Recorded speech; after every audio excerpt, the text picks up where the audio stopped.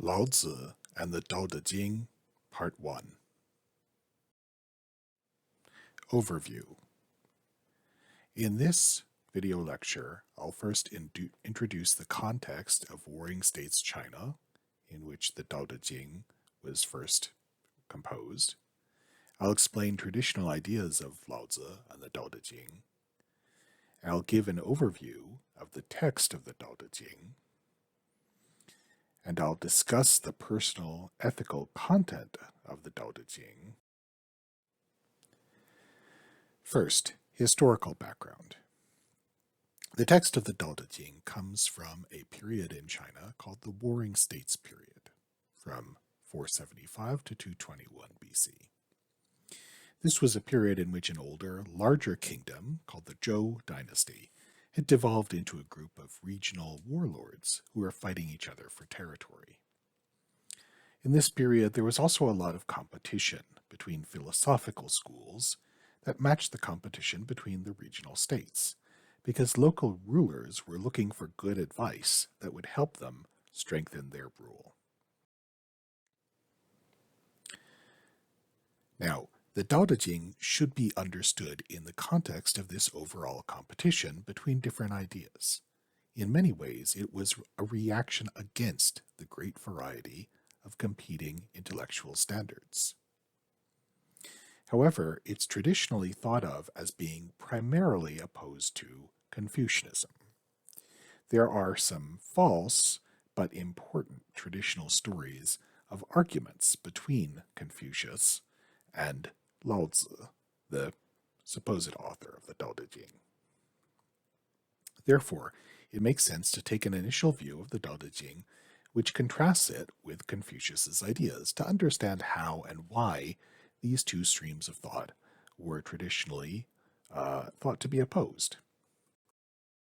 So, very simply and very briefly, Confucius advocated clear social roles in which everyone played a distinct part. Rituals that made clear what those social roles were to be. A human sympathy and generosity which crossed those distinct social roles and made the system more humane. The study of ancient texts for insight into past wisdom. Public service with integrity to a wise ruler, or else withdrawal from public life if integrity was not valued by the ruler. And finally, language use that makes clear distinctions between words. Now, in contrast, the Tao Te Ching advocated the removal of social distinctions, the abolishment of clear standards of better and worse, higher and lower, a return to natural simplicity, the absence of striving for particular goals, a retirement from public life, whether or not a ruler was just, and a suspicion of language because it was understood to impose false sets of distinctions upon the world. So, who was Laozi, this person who supposedly wrote the book called the Tao Te Ching?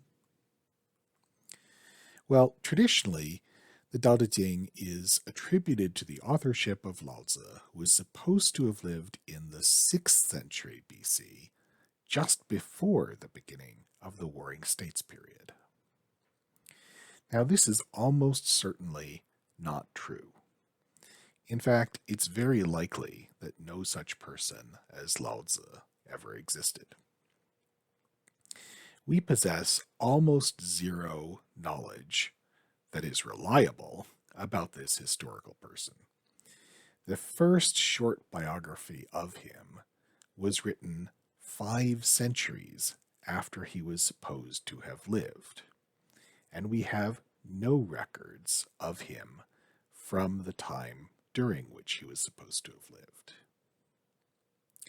Now, Laozi just means Master Lao. Sometimes people misinterpret the name as old child. Lao does mean old, and the zi can mean a child. But Lao really was probably this person's surname, if he even did exist. So, what is the Dao De Jing? The meaning of the text is the classic of the way and of virtue. Dao means the way, and we'll talk about that in the rest of this lecture. De means virtue or moral force, and that will be discussed in next week's lecture. Jing is just the word for a classic text, anything worthy of canonical status. And this text is called this because the first word of the first book is Dao, and the first word of the second book is De, hence Dao De Jing. It can also just be called the Laozi after its author. This is common for works of early Chinese philosophy, and sometimes you will see this book referred to as just Laozi, the same as the author's name. The text as a whole is short. It was often nicknamed the 5,000 character classic, and its shortness is probably one of the reasons why it's been translated and disseminated across the world.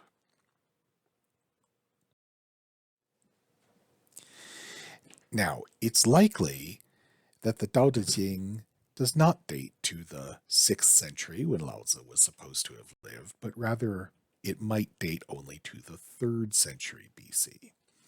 This is the date of the earliest version that we actually possess, and we have zero hard evidence that the text was circulating long before that.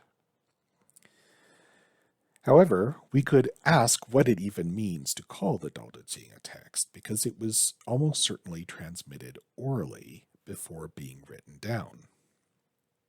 Much of the text is in simple rhymes, which seem to be designed to be chanted for the purpose of remembering phrases. Of course, having something written in rhymes makes it pretty easy to remember. It's one technique that people in pre-modern societies used to remember texts, is to put them into rhyme. Often, especially in the West, this book is taken to represent Taoism as a whole. Now, as you'll learn over the course of this semester, Taoism is much more than just this one book, the Tao Te Ching. But certainly, the Tao Te Ching is really important, and it's worth spending some time on. For now, we will discuss the text as if it were simply authored in written form by a guy named Laozi in order to understand how the text is traditionally received. So, what does Dao mean in the Tao Te Ching? The concept of the Dao is vague and easily misunderstood. The basic meaning of the word Dao is just way or road. It was commonly used by many of the warring states' philosophical schools to indicate their own system of thought, not just Taoism.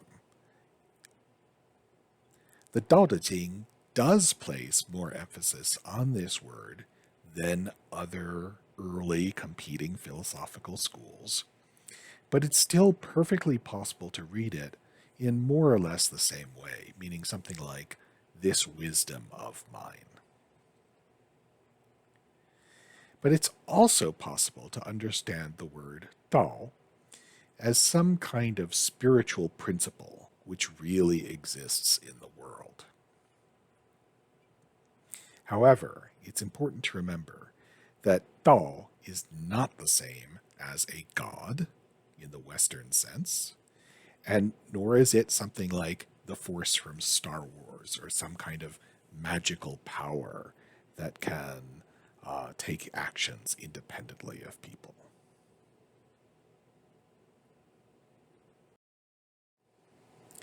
Let's read the first lines from the very first chapter of the Tao Te Ching. The Tao that can be spoken of is not the eternal Tao. The name that can be named is not the eternal name. The nameless, or non-being, is the origin of heaven and earth. The nameable, or being, is the mother of all things. And note that non-being and being there are interpolations by the translator, Paul Lin. They do not appear in the original text. Tao and language. Now, the problem of naming and explaining the Tao is partially because the Tao is some kind of fundamental principle or force which goes beyond experience. However, it's also because language is unstable and unreliable. That's why in that first chapter, it opens by saying that the Tao that you can name, that you can talk about, is not the real Tao, and the name that you can name is also not the real name. Because language works by contrasting opposites, e.g., high versus low, hard versus soft, precious versus common. It tends to impose false binaries upon nature and society. And this works against the ideas of Confucianism and other early Warring States philosophies because it suggests that the standards and values of other thinkers are arbitrary and misleading.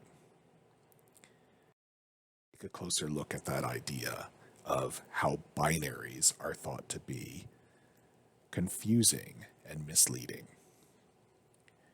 The second chapter of the Tao Te Ching reads, "When all in the world recognize beauty as beauty, it is ugliness. When they recognize good as good, it is not good. Therefore, being and non-being beget each other. Hard and easy complement each other. Long and short shape each other. High and low rely on each other. Sound and voice harmonize with each other. Front and back follow each other. Therefore, the sage administers without action and instructs without words. He lets all things rise without dominating them, produces without attempting to possess, acts without asserting, achieves without taking credit."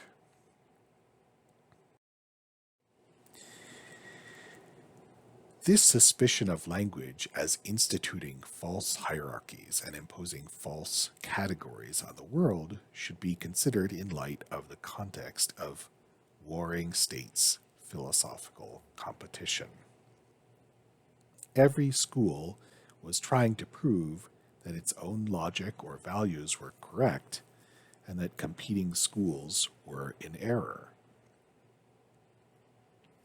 The Tao Te Ching's views on language are in part a reaction against the ideas that language should be used carefully to draw distinctions and win logical arguments.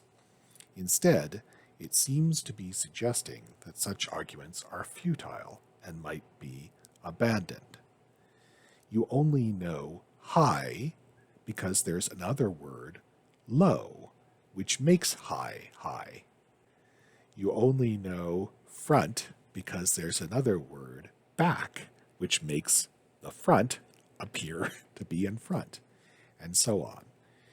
In other words, language creates this system of false opposites that distort our picture of the world.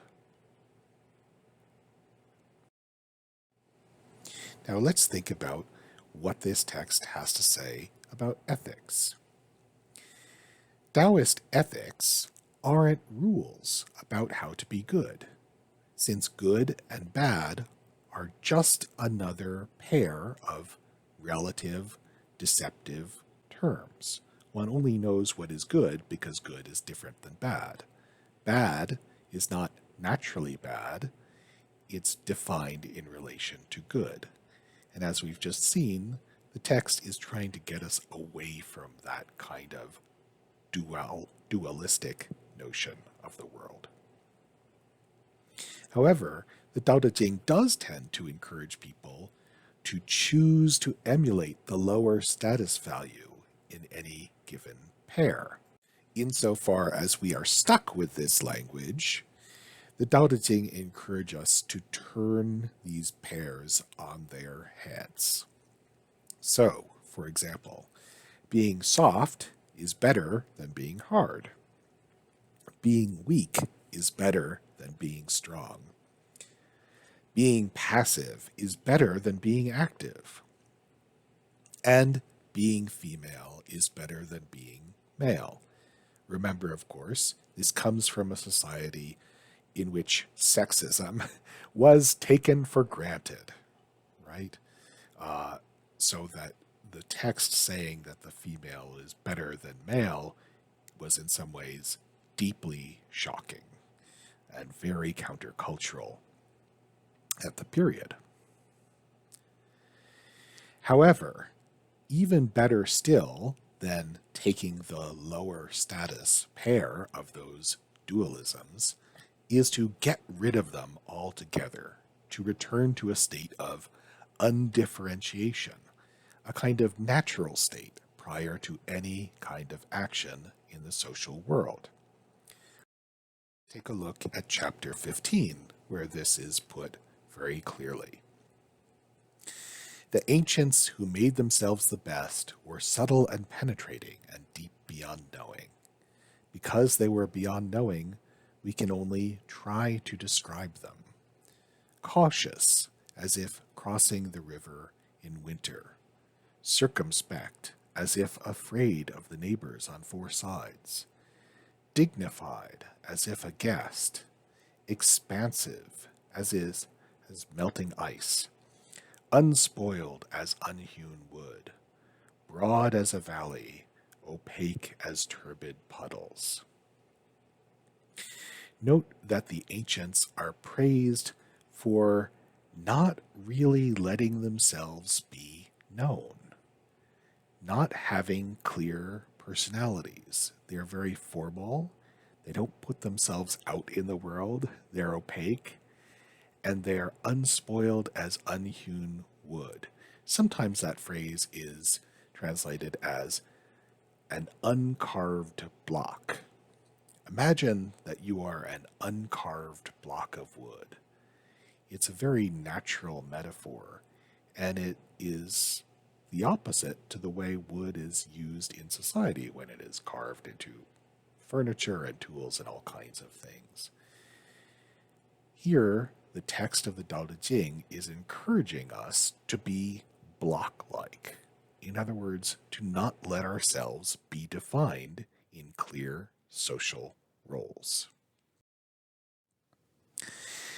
Now, it might be hard to imagine what this valuation of lower status characteristics would look like if you tried to put it into practice in reality. There are various hints scattered throughout the Tao Te Ching that do seem to indicate a kind of refusal to indulge oneself that is common to many religions. So, for instance, there are places where it encourages us to abstain from pleasures of the senses. There's a refusal to chase after money or power, a focus on quiet contentment. However, it's important to remember that renunciation of the world is not because pleasure or ambition are evil, right? These are not coming from a devil figure who's trying to tempt you. Rather, we are encouraged to get rid of these things because they are harmful to our health and to our peace of mind. Also, note that this way of behaving is potentially antisocial, isolating the Taoist from normal social behaviors in which it's absolutely common to see people enjoying themselves, trying to make money, trying to make a name for themselves or get power, and so on. Here's what this might look like in practice from the Tao Te Ching, chapter 20. While the multitudes have plenty, I alone seem to be left out. My heart is like a fool's. How chaotic, chaotic. While the common people are so bright, I alone am so dull. While the common people know how to differentiate, I alone cannot see the difference. Boundless as the sea, aimless as the breeze, I seem to have no stop. All the people have their purpose, but I alone am stubborn and despicable. Note how clearly this posits antisocial behavior as a natural outcome of living by the wisdom in this book. So, we get an overall picture of Taoism that looks somewhat like this. Most Chinese readers have always assumed that there really was a person named Laozi who was teaching this doctrine. This results in a strong overall impression of a kind of mystical philosopher, a recluse about whom not much was known, but who taught people to retreat from the world. And according to this traditional understanding, the Tao Te Ching is a kind of guidebook for how to find a sort of wisdom that the world won't recognize. Quiet, passive, uninterested in what other people want out of life, not seeking pleasure, wealth, or power. Now, how should we think about the Tao Te Ching? Well, this spiritual reading of the Tao Te Ching also comprises most of what Westerners think Taoism is. Again, as we're going to see over the course of this semester, Taoism is much broader and more complex a phenomenon than just this partial reading of the Tao Te Ching. It is fair to think of this book as being very Chinese. It came out of a certain set of historical circumstances, and it had a lot of influence. As we'll see during the second half of this semester, Taoism influenced the development of Chinese civilization in all kinds of interesting ways. But remember, this has been influential as a counter-cultural text. No society can be based around something this clearly antisocial. So it's usually influenced Chinese thinking by representing a kind of transcendent ideal. Maybe there's a few weirdos, a few misfits who can realize the ideals in this book, but it's never been seen as really practical. And you should not think, absolutely not make the mistake of thinking that traditional Chinese society was full of everyone behaving this way. It's completely impossible as a pattern for a society. So let's think about how we should view the Tao Te Ching's philosophy as a set of propositions that we might want to live by in the 21st century. Now, the purpose of this class is definitely not to promote Taoism. I'm not trying to convince anyone to believe in Taoist philosophies. But I think you'll probably understand the Tao Te Ching better, both any insights and any mistakes in the book, if you can try to imagine what it would feel like to actually live this way. How would you have to change your life if you wanted to try to live by speaking as little as possible, by not looking for any sense pleasures, not striving toward any goals, and rejecting intellectual categories created by language? For instance, what would happen to you if you decided that right versus wrong, good versus bad, are just fake categories created by language and distorting the actual truth of the world rather than enlightening you.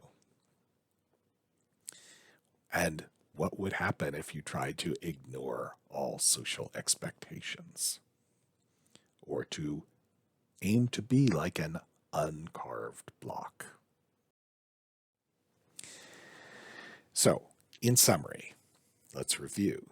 The Tao Te Ching was composed in the context of regional competition during the Warring States period, and the ways this affected the book's reaction against action and argumentation are pretty clear if you look at the content. There are no good sources to prove that the Tao Te Ching was actually written by an individual named Laozi. The notion of the Tao as a kind of way, which may or may not have spiritual meaning. Language is considered suspicious in this text because it imposes a false order upon a complex world. And the Tao Te Ching's ethics are to avoid entanglement with the world, to avoid chasing after wealth and power, and to return to a natural state.